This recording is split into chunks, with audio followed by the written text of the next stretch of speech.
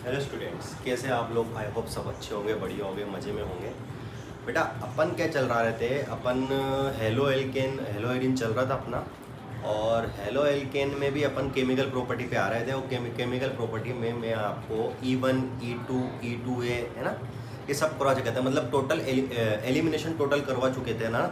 मोटा पतला बेस के बारे में बता चुका था, स्टेरिक हिंड्रेंस के बारे में, भीड़ भाड़ के बारे में थोड़ी सी बता चुका था मैं।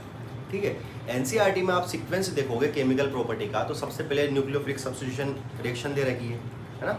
तो पहले वो दे रखी है, NSR दे रखी है, ठीक है। फिर उसके बाद शायद एलिमिनेशन दे रखी है, उसके बाद मेटल वाली रिएक्शन दे रखी है। अपन ने पहले सबसे पहले एलिमिनेशन पढ़ी, अब अपन दूसरे पे आते हैं। ठीक है, मेटल वाली अपन बाद में पढ़ेंगे।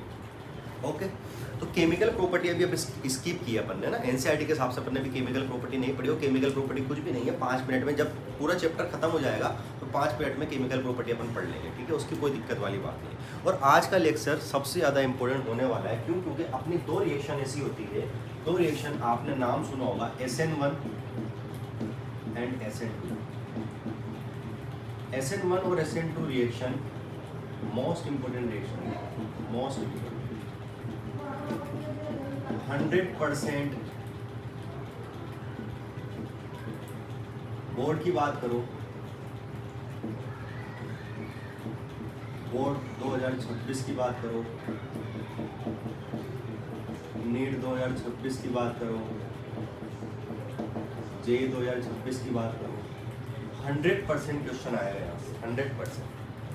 ऐसा नहीं है आपको लिख के देंगे SN1 रिएक्शन बता दो, SN2 रिएक्शन बता दो, ऐसा कुछ नहीं है। आप खुद को पहचानना पड़ेगा, SN1 रिएक्शन कौन सी है, SN2 रिएक्शन कौन सी है, और SN1 में कौन सी रिएक्शन मैकेनिज्म लगती है और SN2 में कौन सी रिएक्शन मैकेनिज्म लगती है। एनसीईआरटी में जब SN1 SN2 के बारे में दे रखा है तो एक स्टीरियो केमिस्ट्री या stereo, SN1 stereo, SN2 stereo भी दे रखा है।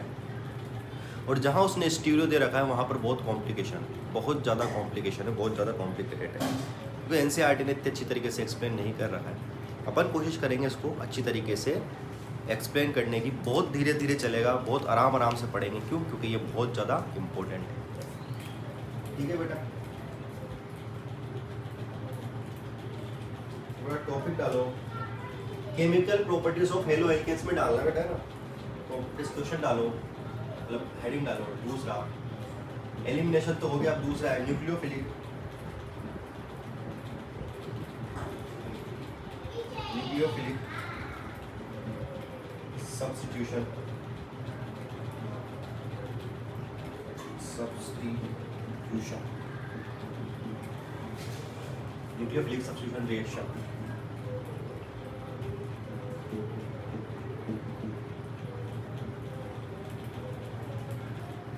न्यूक्लियोफिलिक सब्स्टिट्यूशन रिएक्शन का मतलब क्या है?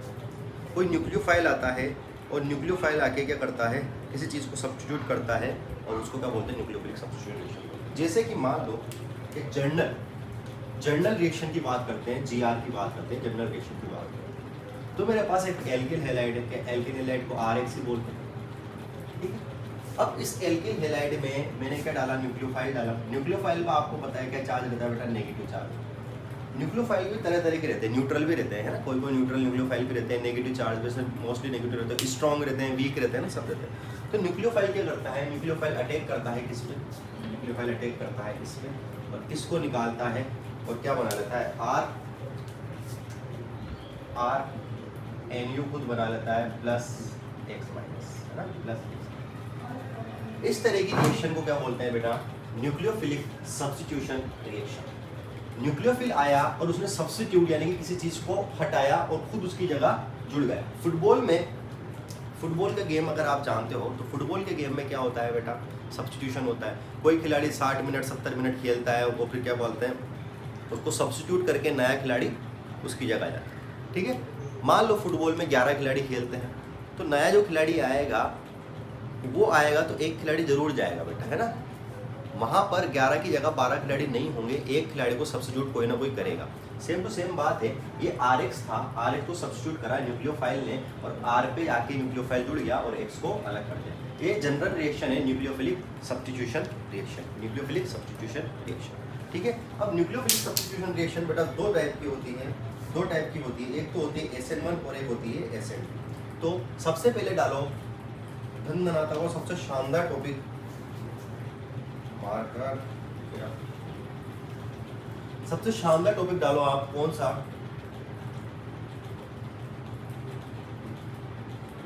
Unimolecular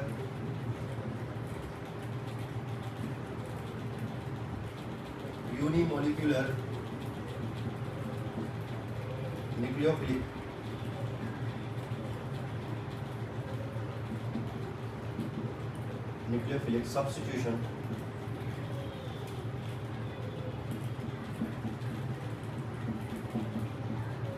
reaction. ठीक है, और इसको अपन बोलते हैं बेटा SN1। क्या बोलते हैं? SN। जितने इंपोर्टेंट लगाना हो उतने इंपोर्टेंट लगा लो, जितने लगाना हो लगा सकते हो। इसको बोलते हैं बेटा यूनिमोलिक्यूलर। यूनिमोलिक्यूलर मतलब एक मोलिक्यूलर सब्स्टिट्यूशन रिएक्शन। ठीक है, इस क्वेश्चन को अपन, इस रिएक्शन को अपन समझने की कोशिश करेंगे, कोई बहुत बड़ी बात नहीं। इस तरीके से ये रिएक्शन होगी, अपन एक बार देखेंगे और फिर इसको करेंगे। देखना बेटा, अगर मैं न्यूक्लियोफिलिक सब्स्टिट्यूशन रिएक्शन की बात करूं तो ये 2 स्टेप में होती है। स्टेप नंबर 1 में मेरे पास क्या है? एल्किल हैलाइड है, और आपको पता है एल्किल हैलाइड में एक पे पार्शियली नेगेटिव आएगा, इसमें पार्शियली पॉजिटिव आएगा, क्योंकि ये इसके इलेक्ट्रॉन को इधर की तरफ अट्रैक्ट कर रहे हैं। और इसके बाद पहला जो स्टेप होता है वो क्या होता है? RDS होता है। और RDS स्टेप क्या होता है? हमेशा बेटा स्लो स्टेप होता है। उसके बाद क्या बनता है बेटा? कार्ब केटायन बनता है, और एक क्या निकल जाता है बेटा? X- निकलता है। और कार्ब केटायन में क्या होता है? इफ रीअरेंज पॉसिबल है ना, अगर रीअरेंज पॉसिबल होगा तो अपन रीअरेंजमेंट करेंगे, नहीं तो नहीं करेंगे। स्टेप नंबर 2 में मेरे पास R पॉजिटिव पड़ा है, वो तो अलग निकल गया, इसको तो भूल जाओ। R प्लस पड़ा है, और मेरे पास क्या है? न्यूक्लियोफाइल आ रहा है। क्या आ रहा है? न्यूक्लियोफाइल आ रहा है। और न्यूक्लियोफाइल आ रहा है, और R से क्या कर जाएगा बेटा? चिपक जाएगा। और ये जो स्पीड होगी वो क्या होगी बेटा? फास्ट होगी। तो क्या बन जाएगा? R NU बन जाएगा। बस यही है इस रिएक्शन में। और एक बात बताओ, जब मैंने लास्ट क्लास में एलिमिनेशन पढ़ाया था तो एलिमिनेशन में ऑर्डर, रिएक्शन के ऑर्डर्स लिखाए थे, और रिएक्शंस के ऑर्डर्स अपन किससे डिनोट करते थे? किससे वेरीफाई करते थे? RDS से। तो देखो इसमें भी कौन काम आ रहा है भाई? फर्स्ट स्टेप में ओनली क्या काम आ रहा है रिएक्टेंट के रूप में? फर्स्ट स्टेप में रिएक्टेंट के रूप में काम आ रहा है भाई RX के अलावा कोई काम नहीं आ रहा। तो जब मैं रेट ऑफ रिएक्शन लिखूंगा इसकी, तो रेट ऑफ रिएक्शन में ओनली क्या आएगा? RX की पावर 1। और RX की पावर 1 आएगी, इसीलिए मैं क्या बोलूंगा इसको? यूनिमोलिक्यूलर यानी कि SN1 रिएक्शन। जबकि SN2 में मेरे पास यहाँ पर 2 काम आएंगे, RX भी काम आएगा और न्यूक्लियोफाइल भी काम आएगा, और वो पूरी की पूरी रिएक्शन 1 स्टेप में होती है। सुनना मेरी बात, SN1 जो होती है वो 2 स्टेप में होती है, और SN2 1 स्टेप में होती है। ये अपन ने स्टेप के बेस पे इनको नाम नहीं दिया है SN1 और SN2, ये अपन ने नाम दिया है इसके ऑर्डर के बेस पे। किसके बेस पे? ऑर्डर के बेस पे। इस पे लिखो बताओ।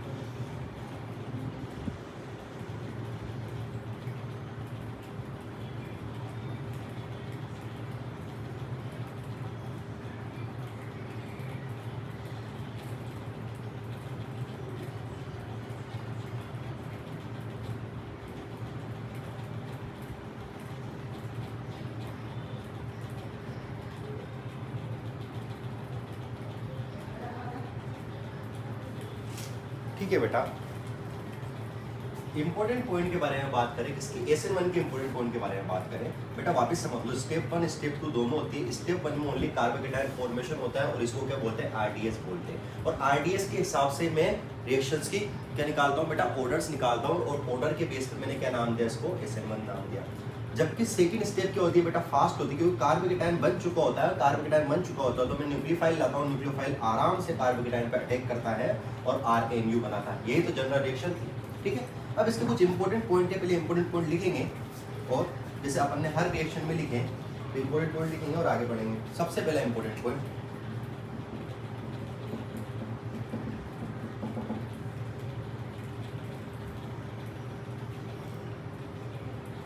पहला इंपॉर्टेंट क्या है,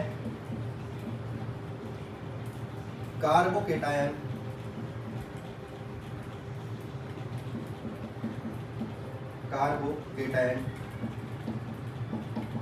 इंटरमीडिएट फॉर्मेशन।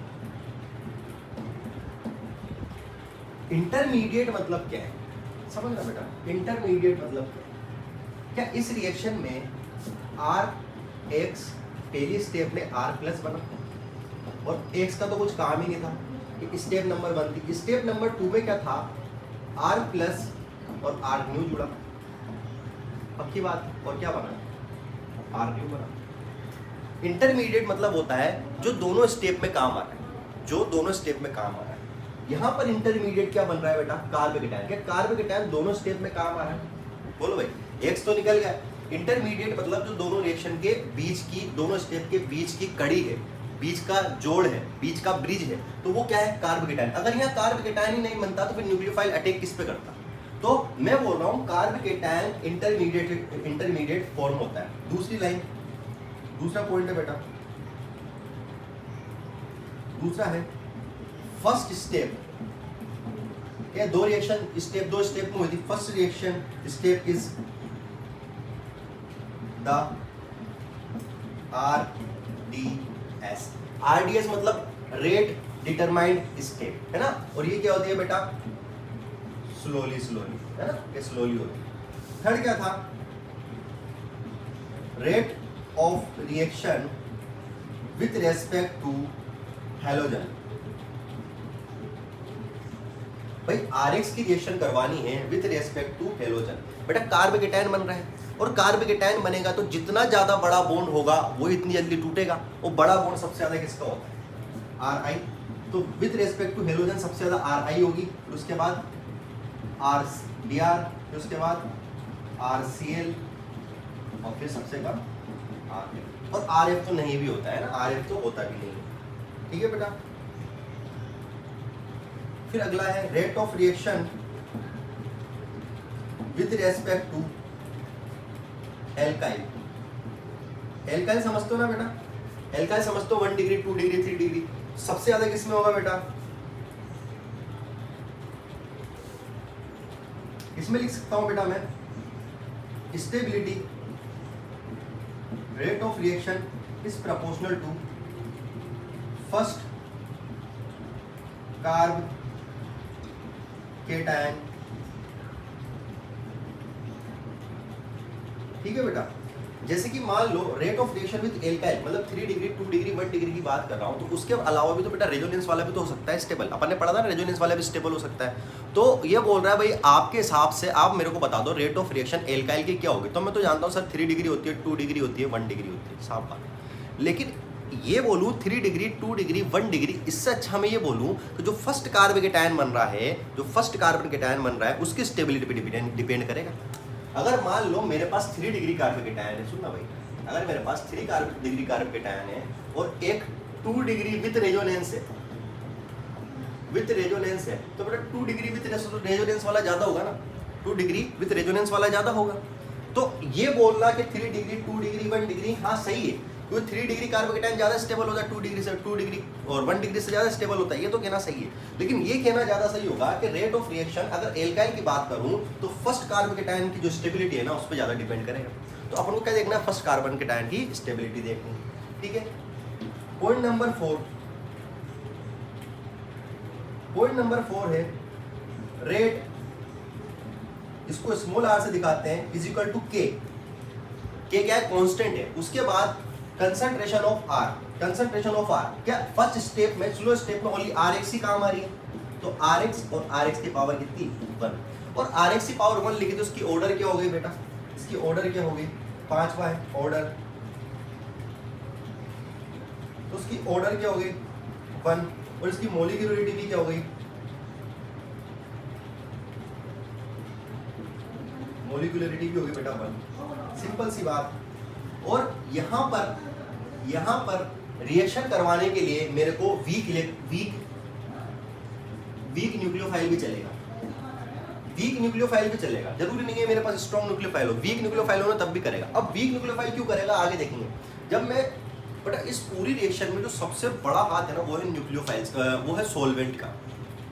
सोलवेंट क्या होते हैं? धीरे धीरे देखते जा रहे हैं, एक तरीके से मूवी है, एक तरीके से मूवी है। मैं बोल रहा हूँ कि SN1 रिएक्शन 2 स्टेप में होती है, और जो कार्बोकेटायन बनता है वो क्या होता है? RDS होता है। और उसी के बेस पे मैंने रेट दी कौन सी? Rx की पावर 1। तो उसी को बोल रहा हूँ मैं ऑर्डर 1 और मोलिक्यूलरिटी 1। मैं बोल रहा हूँ उसमें जो होता है न्यूक्लियोफाइल, वो वीक न्यूक्लियोफाइल भी काम करेगा। ऐसा नहीं है स्ट्रॉन्ग करेगा, वीक भी करेगा। स्ट्रॉन्ग तो कर ही लेगा, स्ट्रॉन्ग तो कर ही लेगा, लेकिन वीक न्यूक्लियोफाइल इसमें काम कर लेगा ना। वीक न्यूक्लियोफाइल क्या करेगा बेटा? काम कर लेगा, आराम से अटैक कर लेगा। वीक न्यूक्लियोफाइल भी स्ट्रॉन्ग भी कर लेगा, वीक भी कर लेगा, कोई दिक्कत वाली बात नहीं। फिर मैं बोल रहा हूँ आर वाद विद रिस्पेक्ट टू हेलोजन, तो वही आर आई के सबसे ज्यादा, फिर RBr, फिर RCl और RF। वही, क्योंकि बॉन्ड एनर्जी जितनी कम होगी वो आसानी से टूटेगा, और आसानी से टूटेगा तो फटाफट रिएक्शन करेगा। With respect to alkyl, alkyl मतलब R group 3 degree 2 degree 1 degree, तो 3 डिग्री 2 डिग्री 1 डिग्री से ज़्यादा बोलना मेरे को ये सही लग रहा है कि जो फर्स्ट कार्बोकेटायन बनाया उसकी स्टेबिलिटी चेक कर लो आप, उसके बेसिस पर आंसर देना। ठीक है, तो ये कुछ स्टेप थी, और ये स्टेप के बारे में कुछ इंपॉर्टेंट पॉइंट था किसका? SN1 का। आपसे ये भी क्वेश्चन कर सकते हैं कि SN1 को एक्सप्लेन कीजिए, SN1 को एक्सप्लेन कीजिए बोर्ड में। तो बोर्ड पे SN1 को एक्सप्लेन कैसे करोगे? पहले आप ऐसे लिखना, 2 स्टेप लिखना और ये लिखना। ठीक है, अब इसके बाद स्टीरियो केमिस्ट्री दे रखी है अपनी NCERT में SN1 की। स्टीरियो केमिस्ट्री क्या होती है अभी देखते हैं, पहले इसको बताओ।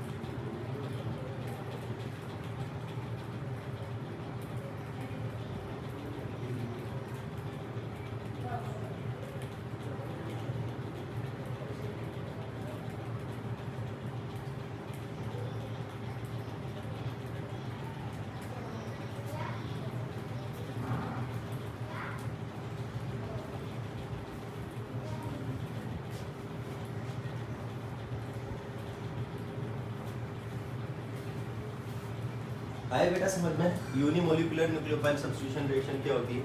एक स्टेप में होने, 2 स्टेप में होने वाली रिएक्शन है ना।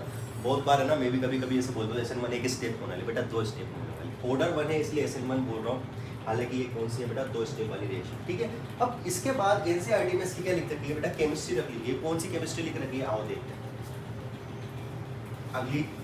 अगली हेडिंग डालना बेटा। आज कोई क्वेश्चन नहीं होगा इसका, आज ओनली आप समझना और बात को गेन करने की कोशिश करना।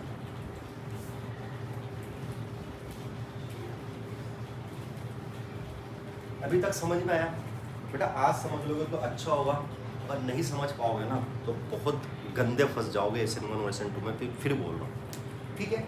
स्टीरियो केमिस्ट्री का मतलब क्या होता है बेटा? स्टीरियो केमिस्ट्री का मतलब होता है, एक तरीके से मान लो कि अपन को आपने कॉन्फ़िगरेशन पढ़ा है, RS configuration, dark dash configuration, stereo plus लगा के देखते हैं, वैसी की वैसी बात। इधर देखना, आपको थोड़ी सी भी GOC आती हो तो आप समझ जाओगे मैं क्या बोल रहा हूँ। तो अगली है टॉपिक डालो हल्का सा। सॉरी, स्टीरियो केमिस्ट्री ऑफ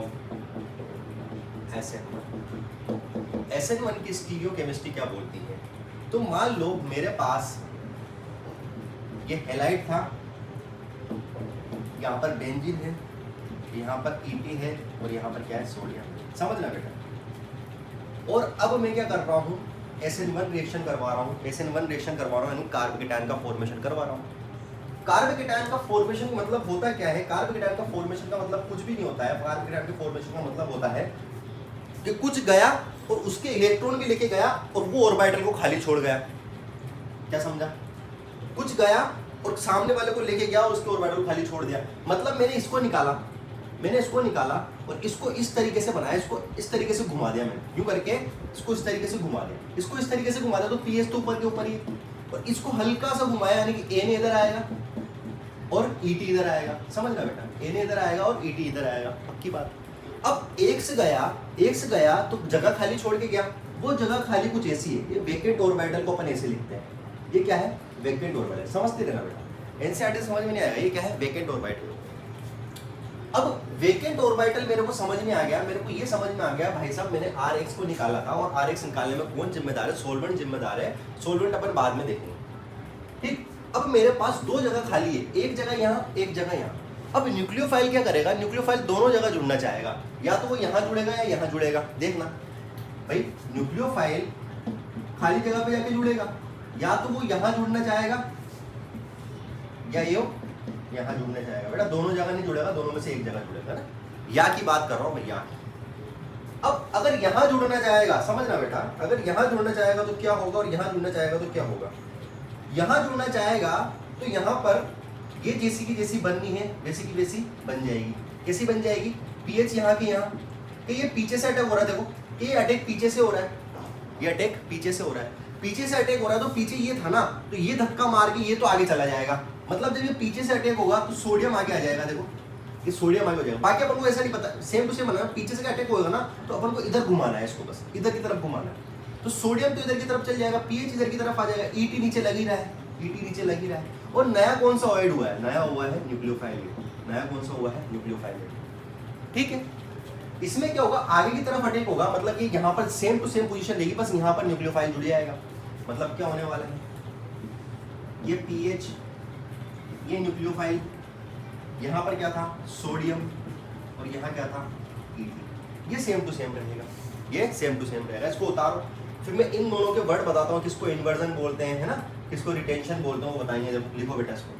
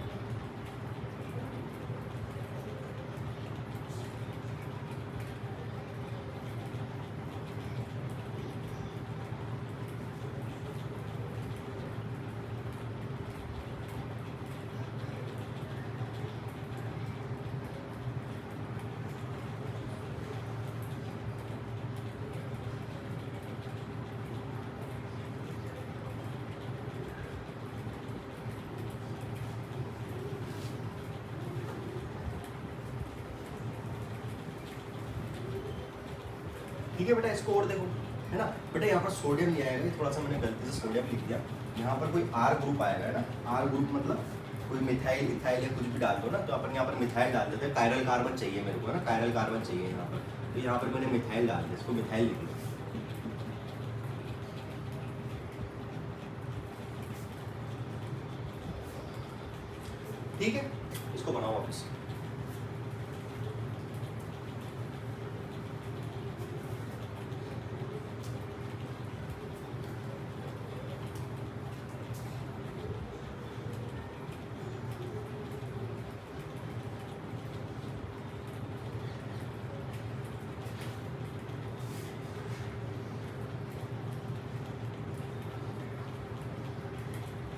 समझना बेटा, वापस समझो, एक बार वापस समझने की कोशिश करेंगे।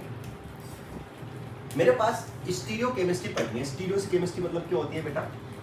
जिसमें कायरल कार्बन उपस्थित हो, है ना, उसको स्टीरियो केमिस्ट्री। अभी तो समझ, जिसमें कायरल कार्बन उपस्थित उसको स्टीरियो केमिस्ट्री कहते हैं।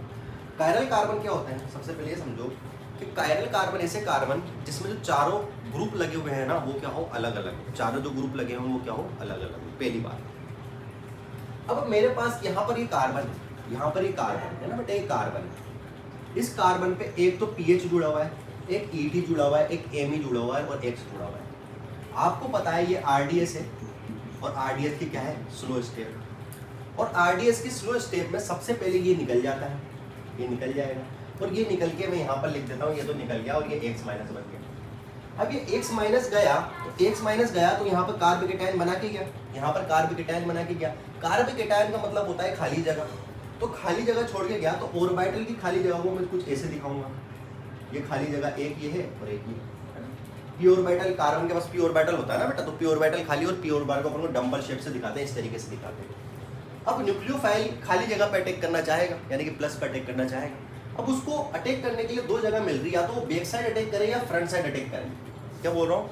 या तो बैक साइड अटैक करे या फ्रंट साइड अटैक करे। तो वो दोनों जगह अटैक करेगा, दोनों जगह अटैक करता है।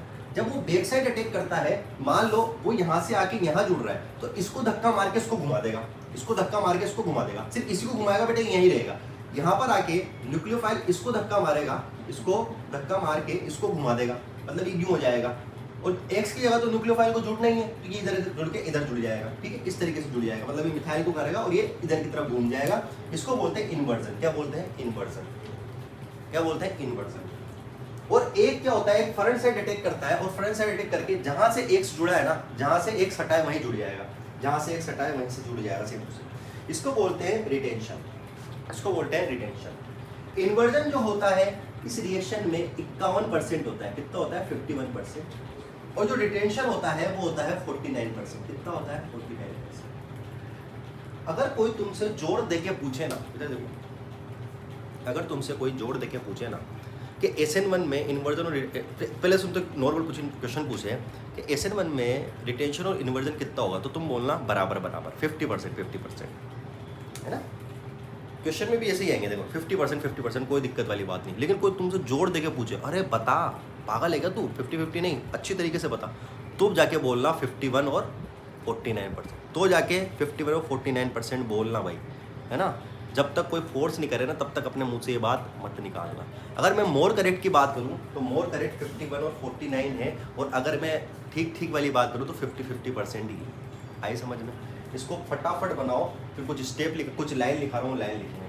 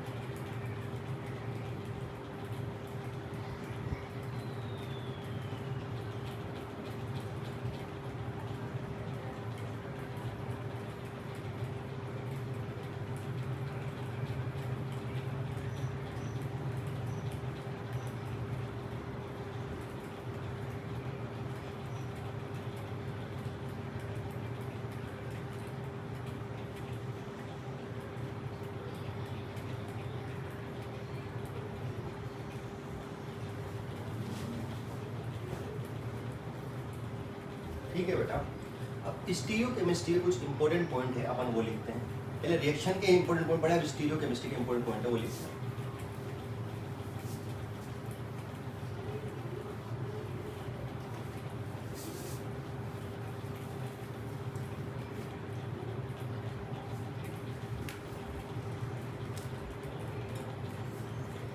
Point number 1, racemic mixture. Racemic mixture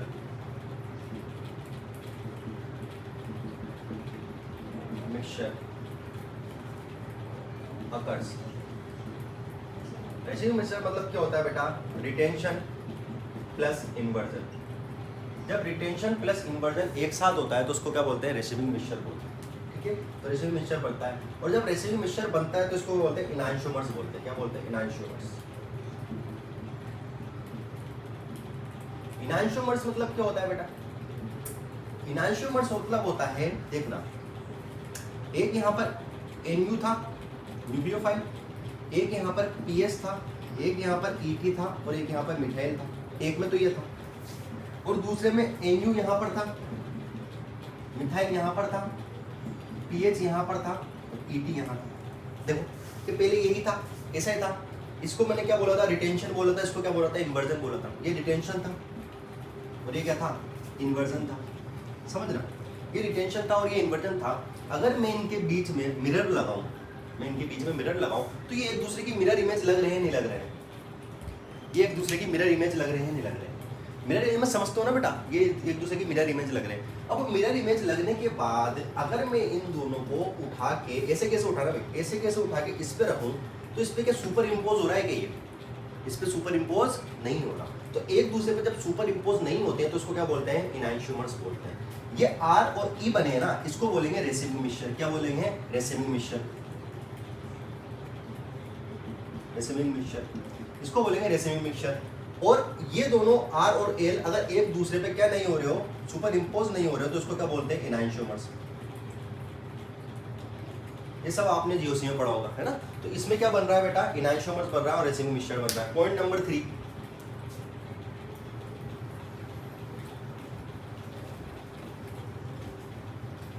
ये बनाने की जरूरत नहीं है।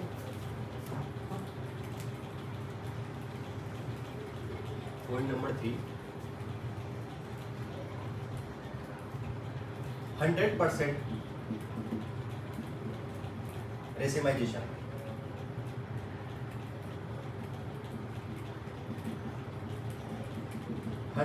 रेसिमाइजेशन का मतलब होता है 50% तो रिटेंशन प्लस 50% ही क्या? इन्वर्जन। मैंने क्या बोला? जब तक आपसे कोई फोर्स देके ना पूछे ना, तब तक 100% रेसिमाइजेशन ही बोलना है। कोई फोर्स देके पूछे ना तो बोलो भाई 100% नहीं है, 51-49 है, 51-49 है ना? इसको उतारो, ये इंपॉर्टेंट पॉइंट है।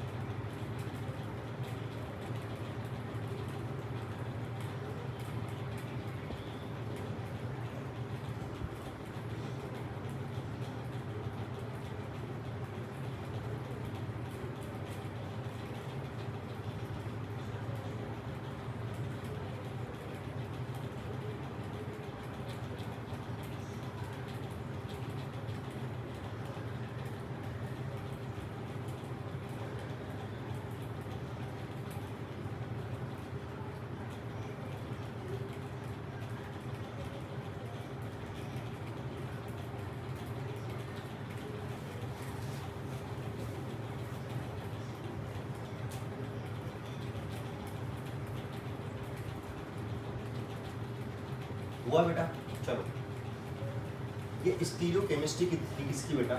SN1 की। और रिएक्शन थी कौन सी? SN1। अब SN2 पे चलते हैं। SN1 बस यही थी बेटा। SN2 पे चलते हैं। B है कौन सी? Bimolecular nucleophilic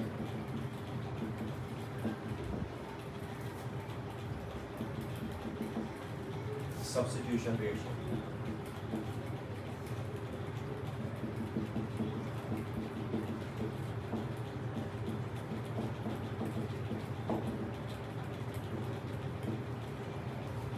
biomolecular substitution reaction. और बायोमोलिकुलर सब्स्टिट्यूशन रिएक्शन को क्या बोलते हैं बेटा?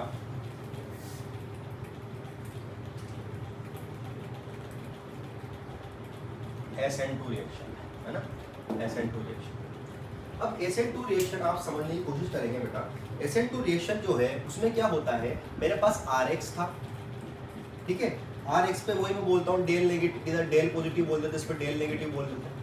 अब इसमें न्यूक्लियोफाइल क्या आता है, पहले से ही आके बेक अटैक कर देता है, और इसमें जो न्यूक्लियोफाइल होता है ना वो स्ट्रॉन्ग न्यूक्लियोफाइल होता है। वहां तो वीक न्यूक्लियोफाइल था, और वीक न्यूक्लियोफाइल के लिए मेरे को पहले कार्बोकेटायन बनाना था, फिर कार्बोकेटायन बनाने के लिए बाद में रिएक्शन कर पा रहा था। समझो बेटा, उसमें कौन सा न्यूक्लियोफाइल था, वीक न्यूक्लियोफाइल था, और वीक न्यूक्लियोफाइल के लिए मेरे को पहले स्थिति उत्पन्न करनी पड़ रही थी वैसे, है ना, वैसे पहले कंडीशन उत्पन्न करता हूँ। कंडीशन उत्पन्न क्या होती है बेटा, पहले कार्बोकेटायन बनाता हूँ, फिर कार्बोकेटायन के बाद आगे की चीज़ें सोचता हूँ। लेकिन यहाँ पर न्यूक्लियोफाइल कौन सा है, स्ट्रॉन्ग न्यूक्लियोफाइल है, इसको कोई फर्क नहीं पड़ेगा कंडीशन से। ये क्या करेगा, ये जैसे ही पार्शियली क्या दिखेगा, इसको पॉजिटिव चार्ज दिखेगा तो डायरेक्ट आके अटैक करेगा, और डायरेक्ट आके अटैक करेगा, और यही स्टेप RDS होगा, इसमें यही स्टेप RDS होगा।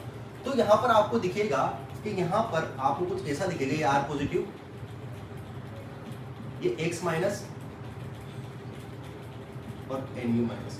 मतलब आपको ऐसा दिखेगा कि एक बॉन्ड तो टूट रहा है और एक बॉन्ड बन रहा है। देखो इसने यहाँ पर आके इस पे अटैक किया तो धीरे धीरे ये बॉन्ड टूटता जाएगा, तो मैं इसको बोलूंगा बॉन्ड ब्रेक, और इसको बोलूंगा बॉन्ड फॉर्मेशन। धीरे धीरे एक बॉन्ड टूटता जाएगा और धीरे धीरे एक बॉन्ड बनता जाएगा, और फिर थोड़ी देर बाद क्या होगा, RNU जुड़ जाएगा, और क्या निकल जाएगा बेटा, X माइनस बाहर निकल जाएगा। यहाँ पर कोई भी कार्बोकेटायन का फॉर्मेशन नहीं हुआ है, तो कोई भी कार्बोकेटायन का फॉर्मेशन नहीं हुआ है। और ये जो रिएक्शन होती है ना बेटा, अच्छा इस पे पार्शियली लिख लेते हैं बेटा, इसको डेल नेगेटिव कर लेते हैं, इसको डेल पॉजिटिव। और ये जो स्टेप होती है ना, जहां पर बॉन्ड ब्रेक और बॉन्ड फॉर्मेशन दोनों साथ साथ चल रही हो, इसको बोलते हैं ट्रांजिशन स्टेट। क्या बोलते हैं, ट्रांजिशन स्टेट।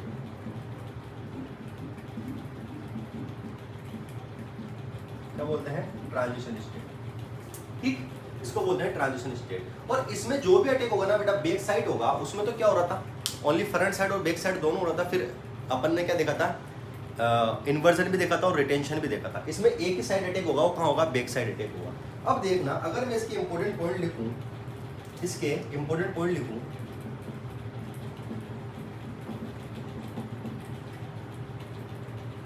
इंपॉर्टेंट पॉइंट लिखूं तो अपन लिखेंगे पहला, नो कार्बोकेटायन फॉर्मेशन, कार्बोकेटायन का कोई फॉर्मेशन नहीं होगा। दूसरा, ट्रांजिशन स्टेट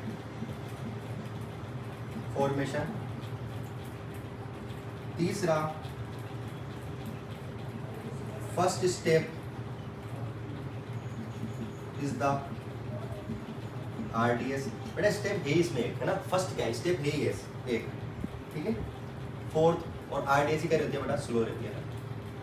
फोर्थ है rate of reaction with respect to halogen. With respect to halogen तो कोई दिक्कत नहीं आएगी, तो सेम टू सेम SN की तरह, वन की तरह रहेगी। RI, उसके बाद RBr, उसके बाद RCl, उसके बाद RL। ये तो सेम टू सेम किसकी तरह है, same as SN1, same as SN1, ठीक। लेकिन rate of reaction with respect to alkyl, rate of reaction with respect to alkyl, ये SN1 से क्या हो जाएगी बेटा, डिफरेंट हो जाएगी। एक बात समझना, क्यों डिफरेंट होगी, इधर देखो, समझाने की कोशिश करता हूँ। मान लो मेरे पास ये है कार्बन, यहाँ से CH3 लगा हुआ है, और यहाँ पर X लगा हुआ है, और यहाँ पर न्यूक्लियोफाइल आ रहा है। न्यूक्लियोफाइल क्या करेगा, यहाँ पर आके अटैक करेगा, और ये कैसे जुड़ जाएगा, CH3 X, सॉरी न्यूक्लियोफाइल, और X निकल जाएगा, ठीक है। ऐसा काम हो रहा है, समझना। एक काम क्या कर रहा हूं मैं, यहां पर CH3 CH3 और X लगा रहा हूं। अब न्यूक्लियोफाइल आ रहा है। न्यूक्लियोफाइल को चाहिए खुला इलाका, न्यूक्लियोफाइल को चाहिए खुला इलाका। न्यूक्लियोफाइल क्या है? शेर। शेर जब अटैक करता है तो 2 कदम आगे लेता है, फिर 1 कदम जोर से पीछे मारता है। न्यूक्लियोफाइल क्या है बेटा? शेर है। अब न्यूक्लियोफाइल शेर को इसको चाहिए इलाका। जितने ज्यादा कार्बन या जितने डिग्री कार्बन बढ़ती जाएगी, इसको क्या अर्थ होता जाएगा बेटा? जितने डिग्री कार्बन बढ़ती जाएगी क्या होता जाएगा? आसपास भीड़ भाड़ होती जाएगी। और जितनी ज्यादा भीड़ भाड़ होती जाएगी, जितनी ज्यादा भीड़ भाड़ होती जाएगी, उतना इसको कम इलाका मिलेगा। और जितना कम इलाका मिलेगा ये अटैक उतना ही कम कर पाएगा। तो SN2 के लिए मैं बोल सकता हूं कि जितना छोटा एल्काइल ग्रुप होगा, जितना छोटा मतलब SN, जैसे 1 डिग्री सबसे छोटा होता है, वहां जगह भरपूर मिलेगी। 2 डिग्री थोड़ा सा बड़ा और 3 डिग्री सबसे बड़ा। तो SN1 SN2 के लिए मैं बोलता हूं कि जितना छोटा एल्काइल ग्रुप होगा ना, इसके लिए बहुत अच्छा होगा। तो एल्काइल ग्रुप की बात करूं तो इसके लिए बेटा 1 डिग्री सबसे ज्यादा रिएक्शन, फिर 2 डिग्री और फिर 3 डिग्री। जबकि उसमें क्या था? SN1 में 3 डिग्री सबसे ज्यादा थी, फिर 1 डिग्री थी, फिर 2 डिग्री। आई बात समझ? क्लियर हुई बात? विथ रेस्पेक्ट टू एल्काइल ये होगा। अगला देखते हैं। अगला है रेट। अगर बेटा रेट की बात करूं तो rate is equal to R के।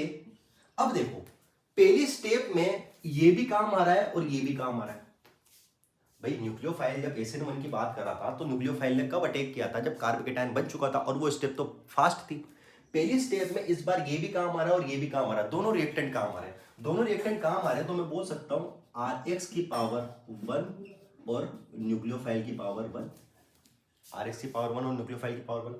तो यहां पर ये दोनों कितने हैं? 2 है। और ऑर्डर भी कितना हुआ? 1 और 1 2। तो मैं यहां पर बोल सकता हूं इस रिएक्शन में जो इसकी ऑर्डर होगी वो 2 होगी, और मोलिकुलरिटी भी क्या होगी बेटा? 2।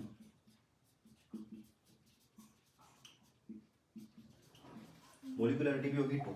ठीक है। और यहां पर अटैक करने के लिए इसको क्या चाहिए भाई? स्ट्रॉन्ग न्यूक्लियोफाइल, है ना? छोटे मोटे न्यूक्लियोफाइल की बात नहीं है बेटा, ये क्या है? Strong nucleophile. उतारो इसको।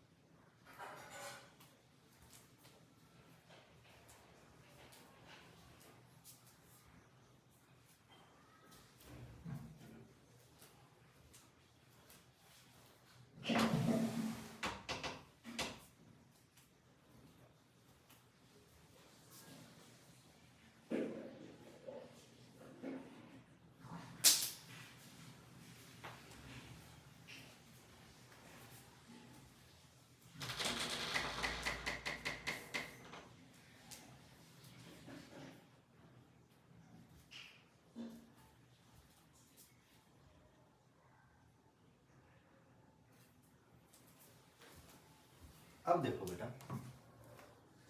अब इसकी स्टीरियोकेमिस्ट्री देखते हैं अपन, फिर एक बार डिफरेंस देख लेंगे बेटा, ना।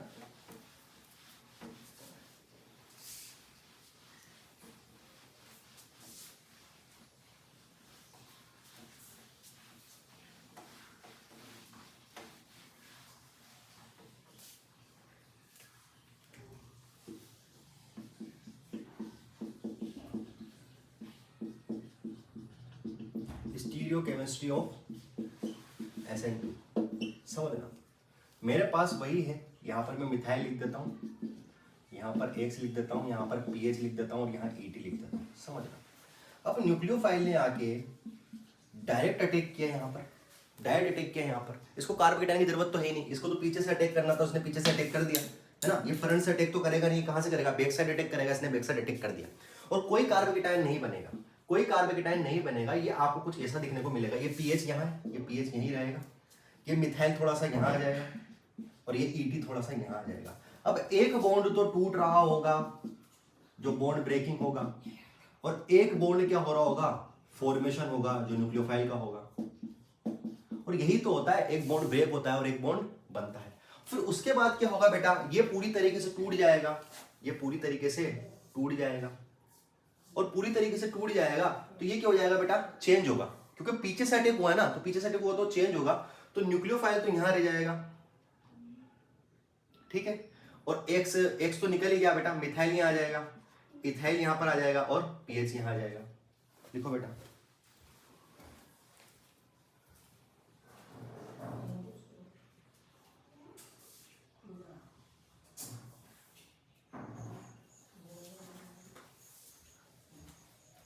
सॉरी बेटा, बैक साइड अटैक है ना, तो back side attack same to same वैसे ही होगा ना, न्यूक्लियोफाइल यहां आएगा और मिथाइल यहां आएगा। और इसको क्या बोलते हैं अपन, इन्वर्जन बोलते हैं, रिटेंशन बोलते हैं, बताओ इन्वर्जन बोलते हैं, रिटेंशन बोलते हैं?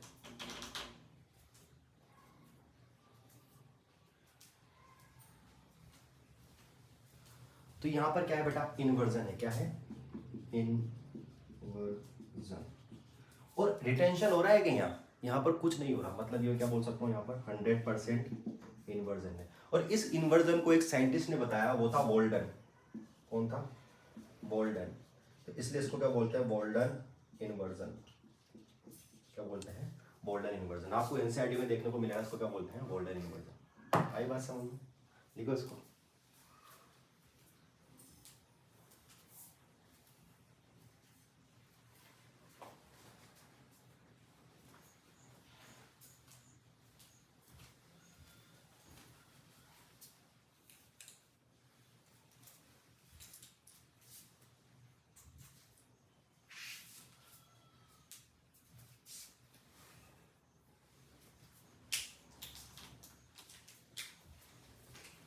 चलो बेटा, लिख लिया होगा। अब अपन एक बार डिफरेंस देखते हैं SN1 और SN2 में।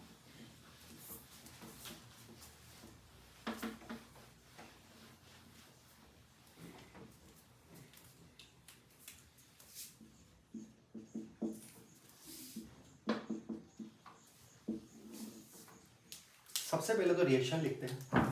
ये रिएक्शन कैसी हो रही थी, दो स्टेप में हो रही थी, RX के बाद RDS, समझना बेटा, slow, R positive X minus. Step number 2 में क्या था, R पॉजिटिव, न्यूक्लियोफाइल, फास्ट, तो ये क्या बन गया था, RX। मतलब ये अपन लिख सकते हैं, इसमें पहला पॉइंट लिख सकते हैं 2 स्टेप रिएक्शन, पहला पॉइंट लिख सकते हैं 2 स्टेप रिएक्शन। SN2 में क्या था, SN2 में RX था, और RX के बाद न्यूक्लियोफाइल ने बैक साइड अटैक किया, न्यूक्लियोफाइल ने बैक साइड अटैक किया, और यही इसकी क्या थी, RDS स्टेप थी। ये इसकी क्या थी, स्लो स्टेप थी। इसमें क्या बना था, इंटरमीडिएट बना था, ये डेल नेगेटिव, ये डेल नेगेटिव, ये डेल पॉजिटिव, इंटरमीडिएट बना था। और बाद में क्या हुआ था, RNU प्लस X माइनस। तो इसमें बोल सकता हूं मैं 1 स्टेप रिएक्शन, ठीक है। अगर बेटा इसकी रेट लिखूं, इसकी क्या लिखूं, दूसरा पॉइंट रेट लिखूं, तो इसकी जो रेट लिखूंगा वो R is equal to k RX की पावर 1, क्योंकि RDS रेट को क्या करती है, डिटरमाइन करती है, रेट को डिटरमाइन करती है। और RX में क्या काम आ रहा है, बस मतलब RDS में क्या काम आ रहा है, RX काम आ रहा है। अगर इसकी रेट ऑफ रिएक्शन की बात करें या रेट की बात करें, rate is equal to R is equal to k RX की पावर 1 और NU की पावर 1। इसका मतलब तीसरा पॉइंट में इसी से लिख सकता हूं कि जो इसका ऑर्डर होगा ना, वो क्या होगा, 1 होगा, जो मॉलिक्यूलरिटी होगी ना वो क्योंकि 1 होगी। तीसरा पॉइंट इसमें लिख सकता हूं, इसका जो ऑर्डर होगा वो होगा 2 होगा, और मॉलिक्यूलरिटी होगी वो कितनी होगी, 2 होगी। डिफरेंस चल रहा है बेटा, डिफरेंस। अगर चौथा, अगर R की बात करूं विद रेस्पेक्ट टू एल्काइल, समझना, विद रेस्पेक्ट टू एल्काइल, तो 3 डिग्री, 2 डिग्री, 1 डिग्री, लेकिन इधर न्यूक्लियोफाइल को क्या चाहिए, इधर न्यूक्लियोफाइल को चाहिए जगह, अटैक करने के लिए जगह, क्योंकि बैक साइड अटैक कर रहा है और जितना छोटा एल्काइल ग्रुप होगा इसको उतना अच्छा लगेगा। तो इसके लिए मैं बोलूंगा ROR with respect to alkyl क्या बोलेंगे 1 डिग्री 2 डिग्री 3 डिग्री। ठीक, पांचवा पॉइंट लिखेंगे, इसमें कार्बोकेटायन का फॉर्मेशन होता है। क्या होता है, कार्बोकेटायन का फॉर्मेशन, और इसमें अपन बोलेंगे इंटरमीडिएशन या transition form, transition state formation. इसमें क्या हो रहा है, ट्रांजिशन स्टेट फॉर्मेशन हो रही है, और उसमें क्या हो रही है, कार्बोकेटायन फॉर्मेशन हो रही है। और अपन लिखे तो और क्या लिख सकते हैं बेटा इसमें, और बताओ। इसमें अपन लिख सकते हैं 50% इनवर्स और 50% रिटेंशन। 50% इनवर्स और 50% रिटेंशन। 1 मिनट रुकना बेटा।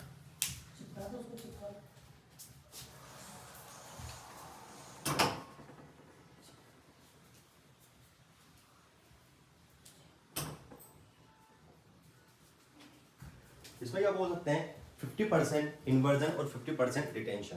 लेकिन इसमें ओनली क्या हुआ था बेटा, इसमें ओनली क्या हुआ था 100% इन्वर्जन, है ना। इसमें रिटेंशन कुछ हुआ था नहीं, 100% क्या होता इन्वर्जन हुआ था। तो ये SN1 और SN2 12th बोर्ड के लिए ज्यादा इंपॉर्टेंट है। कोई सी बोर्ड की बात करो, SN1 और SN2 का डिफरेंस किसी भी बोर्ड की बात करो उसके लिए इंपॉर्टेंट है।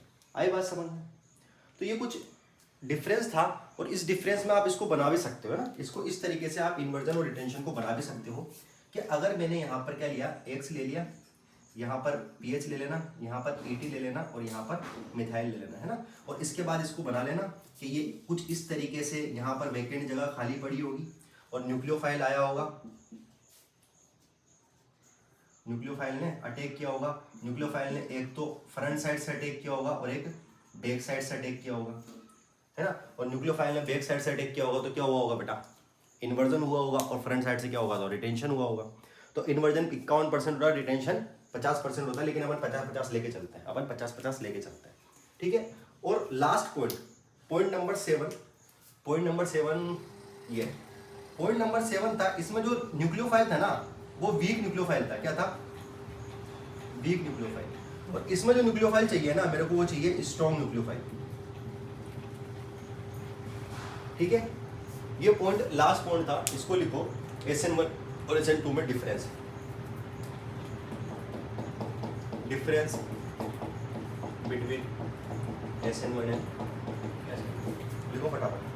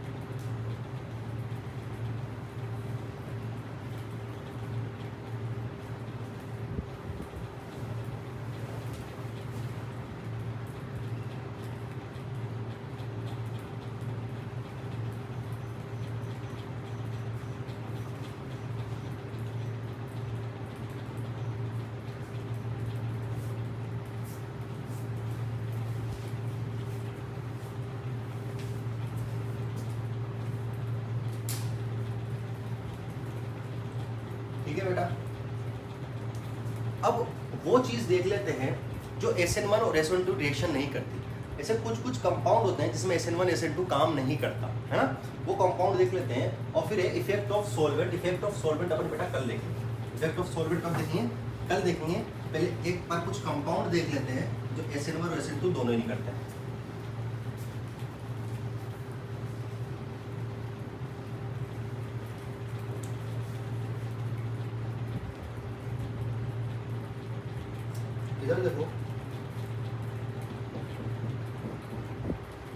Compound which cannot give SN1 and SN2। ऐसे कौन कौन से कंपाउंड SN1 SN2 नहीं देंगे? पहला तो RF नहीं देगा। क्यों नहीं देगा? क्योंकि ये पुअर लिविंग ग्रुप है। दूसरा है विनाइल हैलाइड। क्या ये विनाइल हैलाइड? विनाइल हैलाइड क्यों नहीं देगा? Due to double bond character,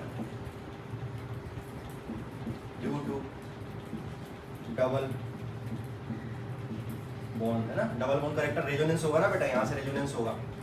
तीसरा कौन नहीं देगा बेटा? PHX नहीं देगा। PHX भी क्यों नहीं देगा? क्योंकि उसमें भी रेजोनेंस होगा सेम टू सेम। और चौथा कौन सा नहीं देगा?